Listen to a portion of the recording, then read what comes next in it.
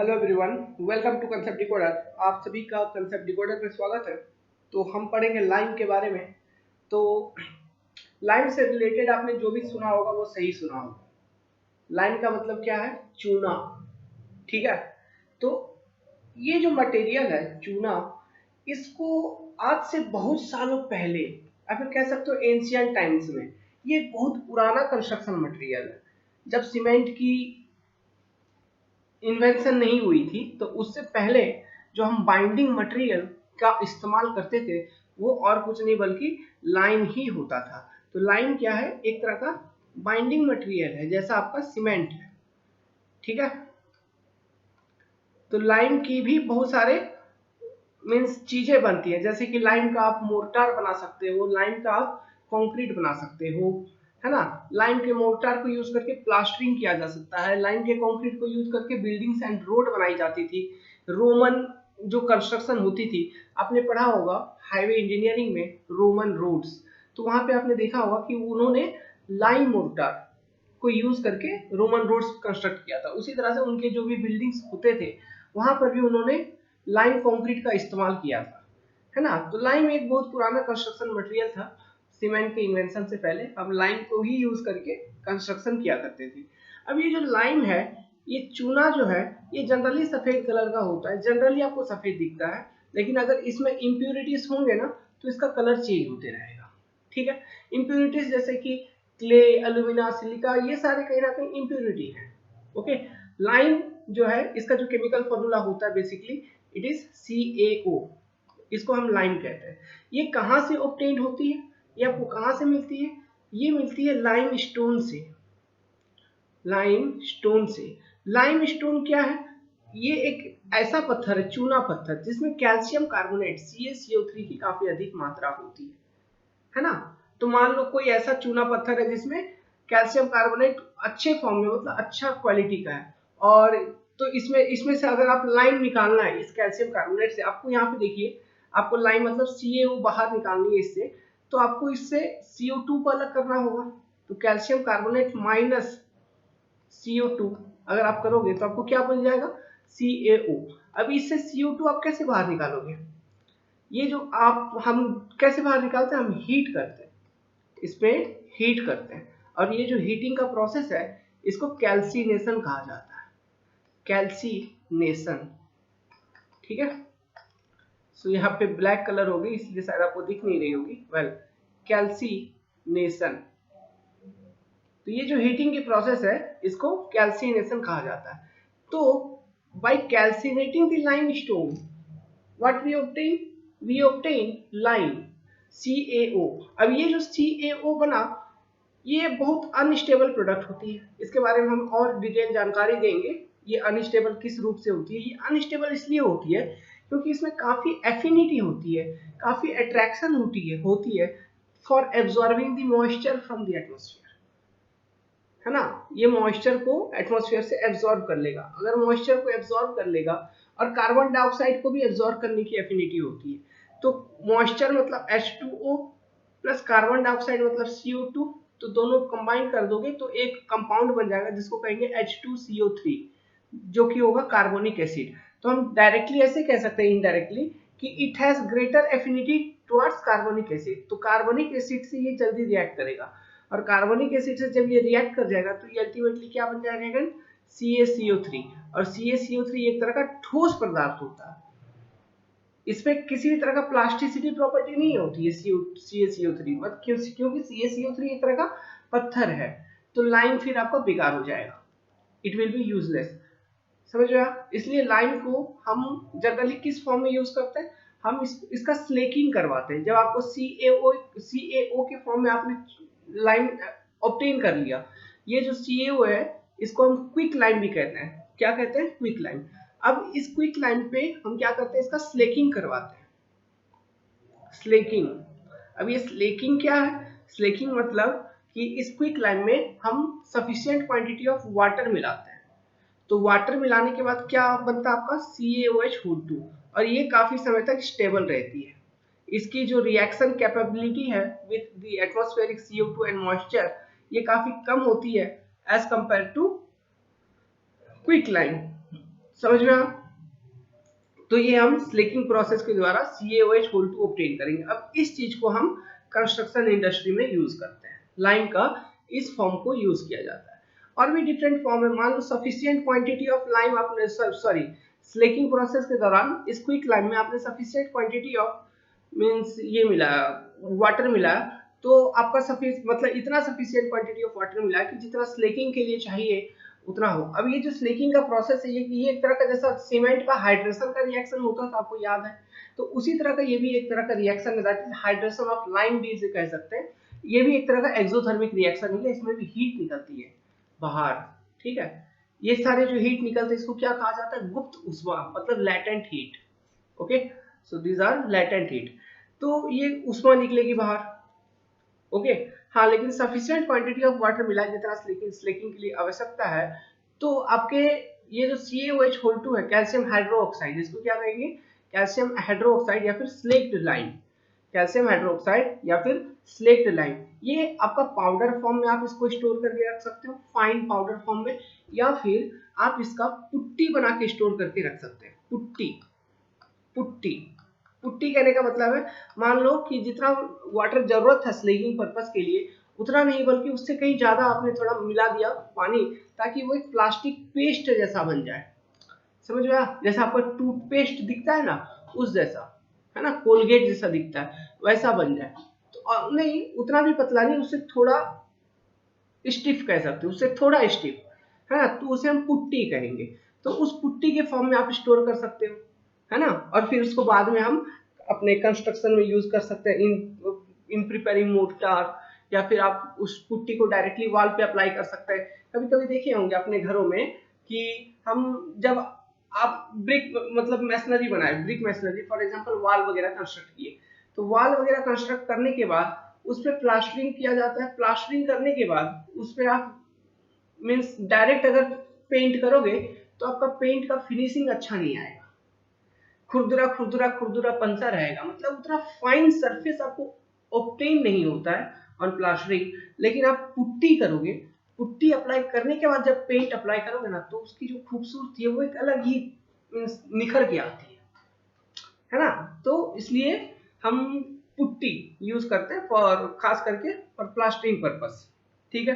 तो lime putty को putty के फॉर्म में इसको स्टोर किया जा सकता है।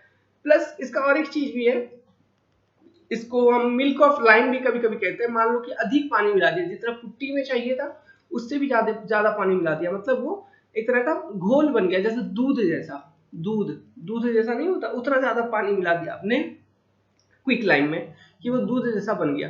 तो उस लाइम को यूज करके क्या कर सकते हो, चूना आप मारते हो ना घर में, कि घर में चूना मार रहे हैं, तो वही चूना मार सकते हो आप। सीलिंग वगैरह में चूना मार दिया, दीवालों में चूना मार दिया, व्हाइट वॉशिंग जिसे कहा जाता है, तो मिल्क ऑफ लाइम को यूज करके आप व्हाइट वॉशिंग कर सकते हो, मिल्क ऑफ लाइम, है ना। समझ में आ चीजें?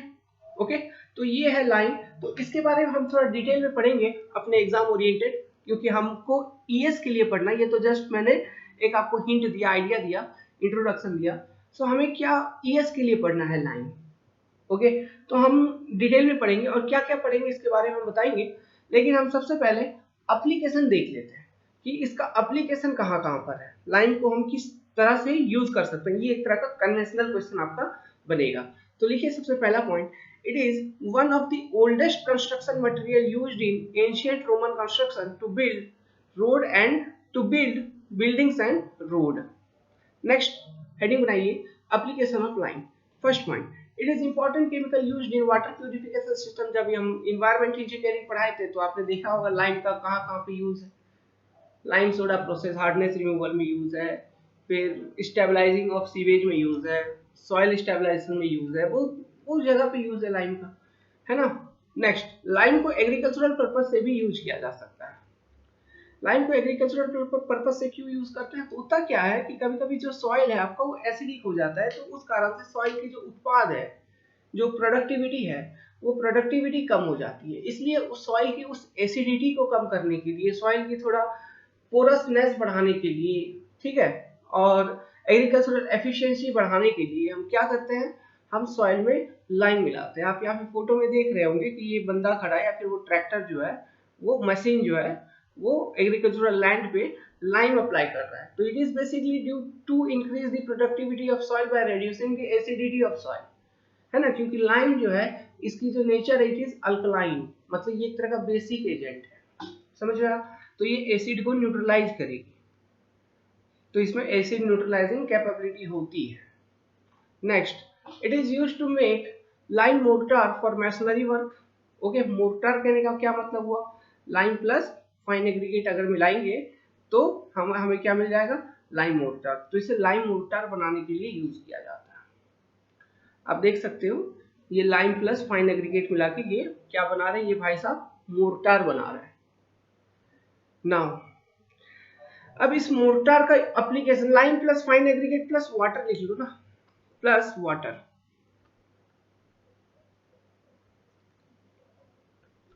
अब इसकी यूज कैसे है, देखिए इस मोर्टार को दो दो चीजों पे यूज किया जा सकता है।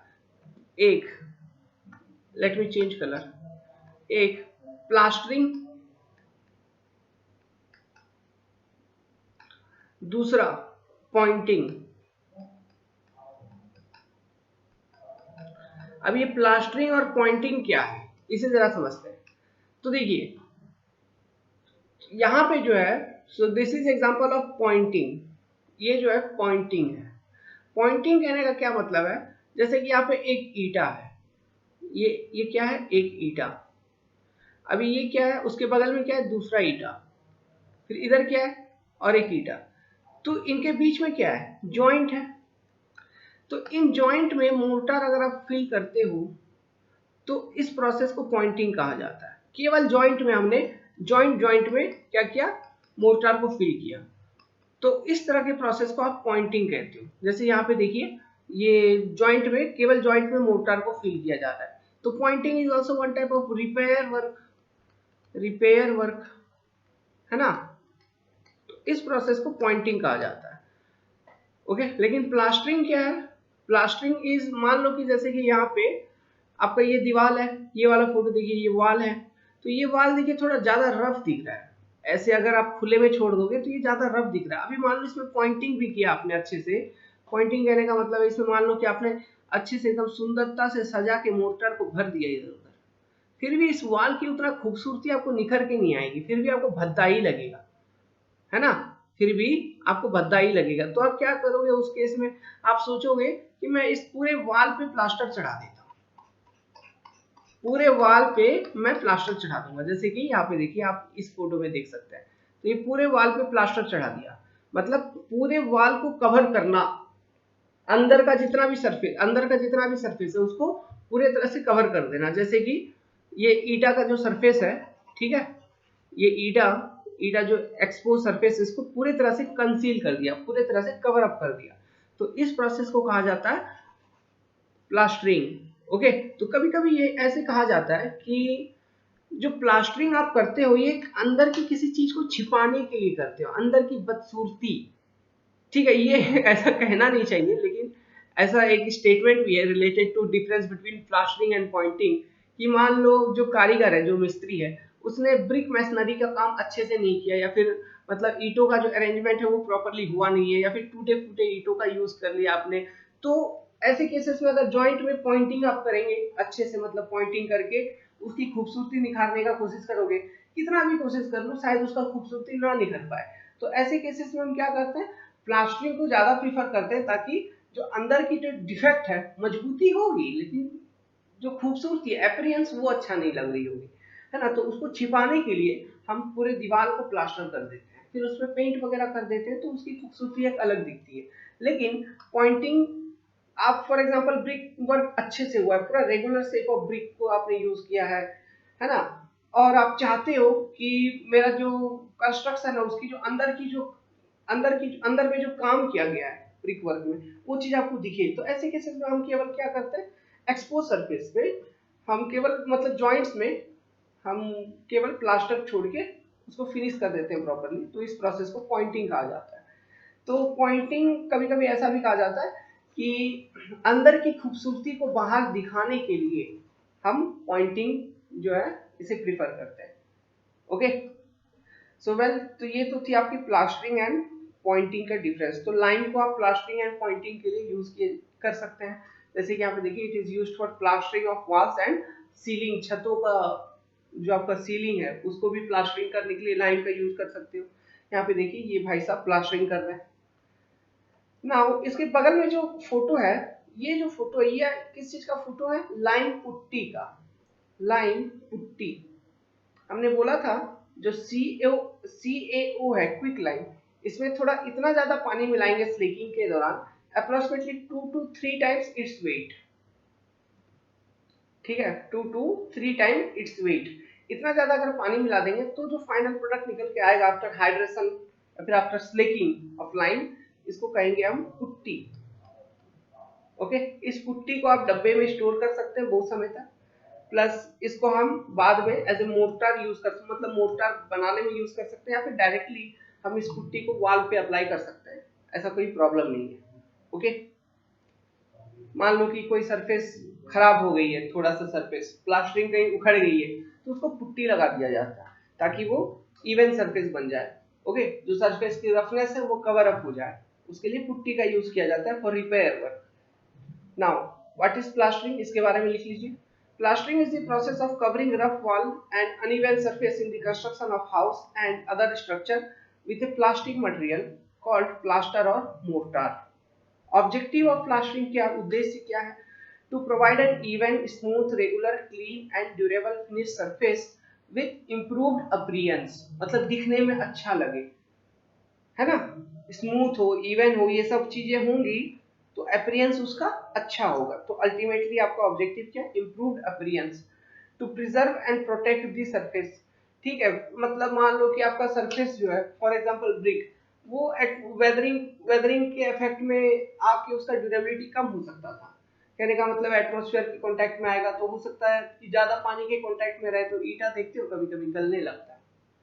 तो उस चीज को प्रिवेंट करने के लिए आप अगर ऐसे वॉल को अगर आप प्लास्टर करोगे तो ये जो मटेरियल है, अब ये तो ईटे का जो मटेरियल उसके कंपैरिजन में इसका जो कैरेक्टरिस्टिक्स है ये तो डिफरेंट हो गया। तो इस मटेरियल को यूज करके जब हम प्लास्टर करेंगे तो क्या होगा, हो सकता है इसकी वेदरिंग जो ड्यूरेबिलिटी है, वेदरिंग ड्यूरेबिलिटी मतलब वेदरिंग रेजिस्टेंस, ड्यूरेबिलिटी तो नहीं, वेदरिंग रेजिस्टेंस काफी अधिक होगा। तो इस कारण से आपकी जो ओवरऑल स्ट्रक्चर इसकी ड्यूरेबिलिटी काफी अधिक होगी, है ना। Next, to cover up the use of inferior quality and porous material of the masonry work. Okay, अगर मान लो कि मैसनरी वर्क में जैसे ईटा बेकार क्वालिटी का यूज किया है या फिर आपने अच्छे से काम नहीं कर पाया, जैसे कि यहाँ नेक्स्ट पॉइंट पे लिखा है टू कंसील डिफेक्टिव वर्कमैनशिप। अगर मिस्त्री ने आपका सही से काम नहीं किया, टेढ़ा मेढ़ा काम कर दिया, तो अब अभी वो टेढ़े मेढ़े काम को आप ऐसे खूबसूरती तो नहीं बता सकते ना, कोई भी देखेगा वो हंसेगा ही कि क्या बेकार काम किया, क्या पैसा लगा के घर बनवाया, बेकार सा बनवाया, ये सब बोलेगा तो मजाक उड़ा के जाएगा। तो उससे बेटर है और थोड़ा पैसा लगा दो और प्लास्टरिंग कर दो, तो क्या होगा, अच्छा लगेगा, अपीयरेंस उसका बढ़ जाएगा। उसका पेंटिंग कर दो और खूबसूरत हो जाएगा। समझ में आया? Next, it is used for white washing. कहने का मतलब पेंटिंग, अभी ये गरीबों का तो नहीं कह सकते, सभी लोग करते हैं, बहुत सारे लोग करते हैं, अमीर हो चाहे गरीब, सभी लोग करते हैं, क्योंकि ये एक तरह का बेस कोट है। व्हाइट वॉशिंग क्या है, एक तरह का बेस कोट है। अगर मान लो डिस्टेम्पर वगैरह आपको घर में चढ़ानी है तो उससे पहले व्हाइट वॉशिंग किया जाता है, चूना मारा जाता है।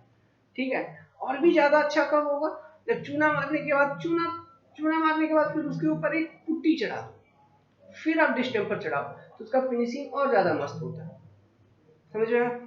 तो चूना या फिर कोई कोई जो जिसके पास ज्यादा खर्चा नहीं है घर बनाते वक्त, वो केवल चूना मार के छोड़ देता है ना। आप देखे होंगे केवल चूना मार दिया छोड़ दिया, पूरा घर एकदम सफेद सफेद दिख रहा है ताजमहल जैसा।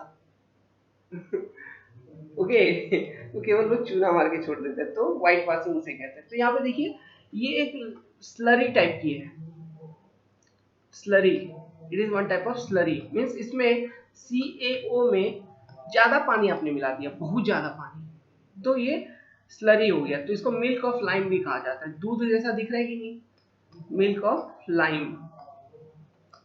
Okay, next, it can be mixed to Portland cement अभी लाइम को आप डायरेक्टली पोर्टलैंड सीमेंट में भी आप मिक्स करके फिर मोर्टार बना सकते हो। अब ये जो मोर्टार होगी, इस पर एक क्वेश्चन भी था। ओके, लाइम सीमेंट मोर्टार के कंपैरिजन में लाइम सीमेंट मोर्टार जो है इसकी क्वालिटी कुछ अधिक होती है, कुछ कुछ इंपॉर्टेंट कैरेक्टरिस्टिक्स इसकी बढ़ जाती है, जैसे वर्केबिलिटी बढ़ जाती है, वाटर रिटेंटिव कैपेसिटी बढ़ जाती है ना, सेल्फ हीलिंग प्रॉपर्टी एक आती है लाइम में, वो चीज एक्सप्लेन करेंगे बाद में जब थ्योरी पढ़ाएंगे लाइम के बारे में और डिटेल में जाएंगे तो वहां पे पढ़ाएंगे। तो वो सब चीजें कुछ कुछ लाइम की जो क्वालिटी है वो सब सीमेंट मोर्टार में आ जाएंगी अच्छी क्वालिटी। तो ये जो अच्छी क्वालिटी सीमेंट मोर्टार में आ गए, तो इस कारण से सीमेंट लाइम मोर्टार के कंपैरिजन में जो सीमेंट मोर्टार है ये थोड़ा अच्छा हो गया कि नहीं।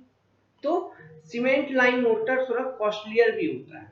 ओके, क्योंकि आप इसमें सीमेंट भी मिला रहे हो, लाइम भी मिला रहे हो, तो इसका प्राइस जो है थोड़ा अधिक हो जाएगा। समझ रहे हो? Okay, so these are some applications of your lime. Now अब हम, ये तो आपका अपने आप में एक क्वेश्चन हो गया कि right some list out some application of lime और यूजर्स ऑफ लाइम, ये एक शॉर्ट नोट्स आ सकता है, ये अपने आप में एक क्वेश्चन हो गया।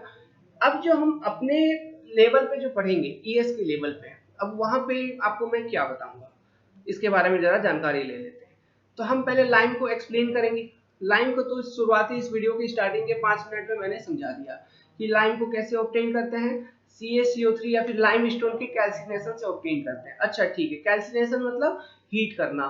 तो जनरली हम हीटिंग जो टेम्परेचर है वो अराउंड 900 से 1000 डिग्री सेल्सियस पर हम 900 टू 1000 डिग्री सेल्सियस पे हम हीट करते हैं। ठीक है, हीट करते हैं। इसको कहाँ किया जाता है? क्लीन में, भट्टी में। ओके, अब ये क्लीन कितने तरह का है ये सब नहीं पढ़ना है, बिल्कुल नहीं पढ़ना है।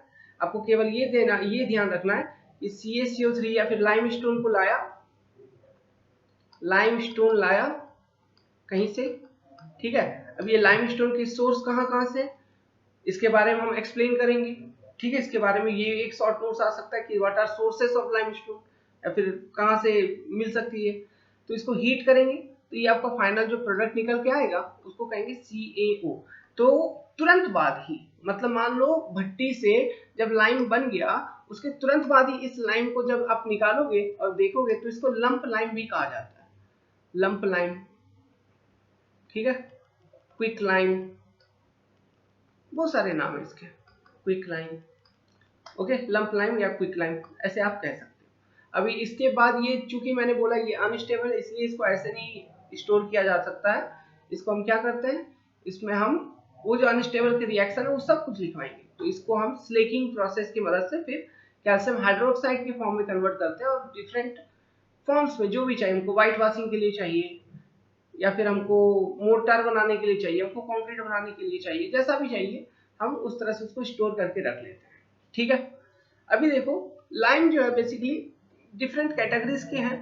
ओके, बेसिक जो कैटेगरी है वो दो तरह के होते हैं, एक होता है हाइड्रायूलिक लाइम, हाइड्रायूलिक लाइम, और दूसरा होता है नॉन हाइड्रायूलिक लाइम, नॉन हाइड्रायूलिक लाइम। इसके बारे में देखेंगे कि ये सारे क्या हैं। तो हाइड्रायूलिक लाइम एंड नॉन हाइड्रायूलिक लाइम के बीच में बेसिक डिफरेंस मैं आपको स्टेटमेंट में बता देता हूँ। हाइड्रायूलिक मतलब ऐसा चीज जो पानी के अंदर सेट हो। तो लाइम पानी के अंदर सेट हो रहा है, तो पानी के अंदर ऑक्सीजन नहीं है, मान लो कि मतलब उतना फ्री ऑक्सीजन नहीं है, जैसा आपका एटमॉस्फेयर में फ्री एयर है, एयर सर्कुलेशन फ्रीली होता है, तो पानी के अंदर ऐसा एयर सर्कुलेशन फ्रीली नहीं होता है। तो जहाँ पे फ्री एयर सर्कुलेशन ना हो वहां पर भी कोई चीज अगर सेट और हार्डनिंग हो रही है उसकी, मतलब इसमें स्ट्रेंथ डेवलपमेंट हो रही है, तो उसको कहेंगे हाइड्राउलिक। तो हाइड्राउलिक लाइम, नॉन हाइड्राउलिक लाइम, हम दोनों तरह के लाइम के बारे में देखेंगे। ठीक है, उनकी यूजेस देखेंगे, कहाँ कहाँ पर यूज किया जा सकता है, इसके बारे में स्टडी करेंगे। फिर इंडियन स्टैंडर्ड के अकॉर्डिंग, आईएस के इंडियन स्टैंडर्ड मींस BIS या एक्चुअली क्या है, ब्यूरो ऑफ इंडियन स्टैंडर्ड 712 1984। ठीक है, थर्ड रिवीजन, इसके अकॉर्डिंग लाइम का कुछ क्लासिफिकेशन है। तो वो क्लासिफिकेशन कितने ग्रुप में है? ओके, क्लास ए से लेके क्लास F तक है, क्लास F तक इन्होंने क्लासिफाई करके रखा है। तो ये क्लासेस क्या है और इसमें किस तरह के लाइम आते हैं इनके बारे में देखेंगे। ठीक है, और अगर देखें थोड़ा लाइम के बारे में, तो लाइम और भी हमारे पास होते हैं, जैसे कि फैट लाइम होते हैं। फैट लाइम क्या है इसके बारे में देखेंगे। फिर आपका hydraulic lime, hydraulic lime, okay, non hydraulic lime देखेंगे, फिर आपका पुअर लाइम क्या है इसके बारे में देखेंगे। ये 3 डेफिनेशन इंपॉर्टेंट है, फिर इसके बारे में देखेंगे। ओके, नाउ फिर ये सब तो बाद में देखेंगे, लेकिन उस सबसे पहले हम क्या देखेंगे, कंपोजिशन, कंपोजिशन ऑफ लाइम। ठीक है, कि लाइम का कंपोजिशन क्या है, इसे देखेंगे। इसमें जितने भी आपके केमिकल कंपोजिशन होंगे उनका यूज क्या है, वो लाइम में क्या चीज इंपार्ट करते हैं। एक अच्छा लाइम के लिए, एक गुड लाइम के लिए आपको उनकी कंपोजिशन की कितना परसेंटेज होना चाहिए, इन सब चीजों का आइडिया गेन करेंगे। ओके, सो ये हमारा स्टडी पैटर्न रहेगा फ्रॉम लाइम। सो जैसे कि आपको पता है कि जो बिल्डिंग मटेरियल की कोर्स है, it is paid course. Okay, so for complete video online you must enroll at 7008 420 353। Okay, आप एनरोल करने के लिए हमें कॉन्टैक्ट कर सकते हैं। Enrolment fees RS 699 only. Now I am ending this video here only. Okay, further the video will be continued for the paid members only. Thank you very much.